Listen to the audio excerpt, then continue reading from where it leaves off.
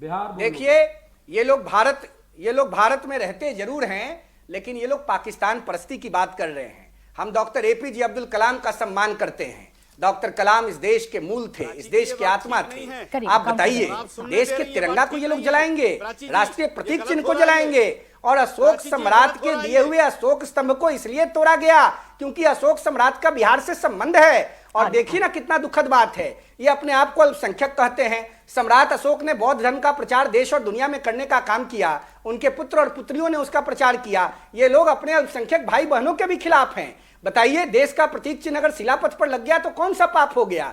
गांधी जी का चिन्ह अगर नहीं लगेगा तो क्या लगेगा यहाँ पर जिन्ना का चिन्ह? यही लोग चाहते हैं। अशोक सम्राट का अशोक स्तंभ नहीं लगेगा तो लाहौर और कराची का फोटो लगेगा, नहीं चलेगा। हिंदुस्तान में रहना है तो बाबा साहब अम्बेडकर के दिए हुए संविधान को मानना पड़ेगा।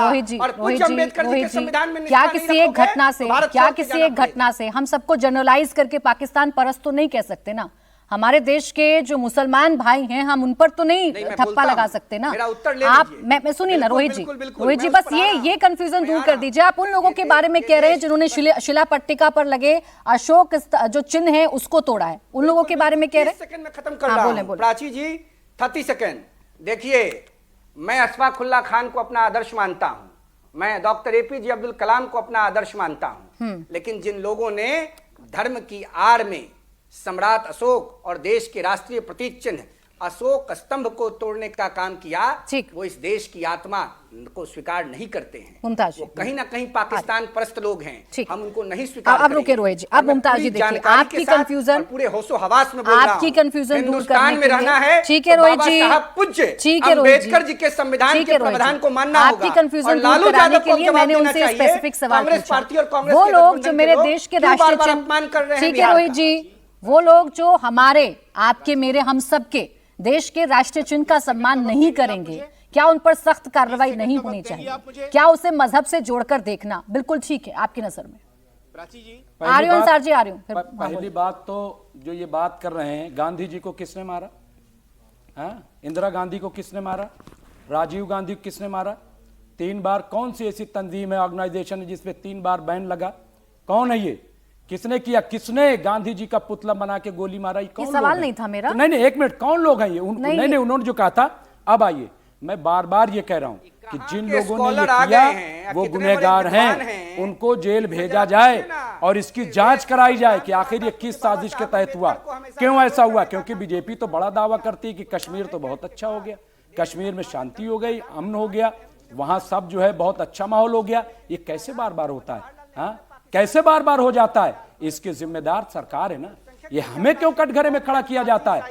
हम पे क्यों सवाल दाग दिया जाता है? यानी उमर अब्दुल्ला जिम्मेदार है? बिल्कुल, वो लोग, अरे हम तो कह रहे हैं, पहले दिन से कह रहे हैं कि ये लोग जिम्मेदार हैं, गुनहगार हैं। लेकिन देखिए प्राची जी, जब आप ये पूछोगी कि ये क्या हुआ, मैं कहूंगा ये गुनहगार है, इनको जेल भेजो। लेकिन जब दीन पूछोगी कि हमारा दीन क्या है, तो देखिए हम पैसे जरूर रखते हैं। हम आपको बता दें, यहाँ मोबाइल में भी अगर कोई तस्वीर लगी है तो ये मोबाइल हम छिपा लेते हैं।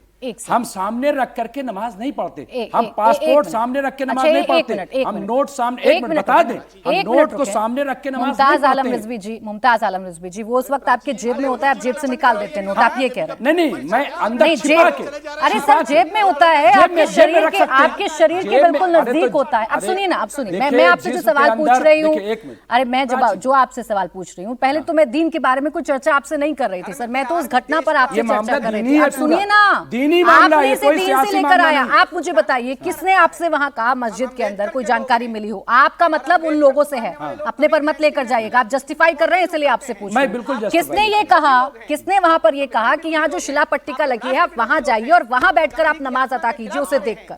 नमाज अता करने की एक जगह होती होगी ना। नहीं, मुमताज आलम रिजवी जी, नहीं आप इधर उधर नहीं, अब जहां पर नमाज अता की जाती है वो जगह अलग होती है कि नहीं होती? जी बहुत अच्छी बात आपने कही।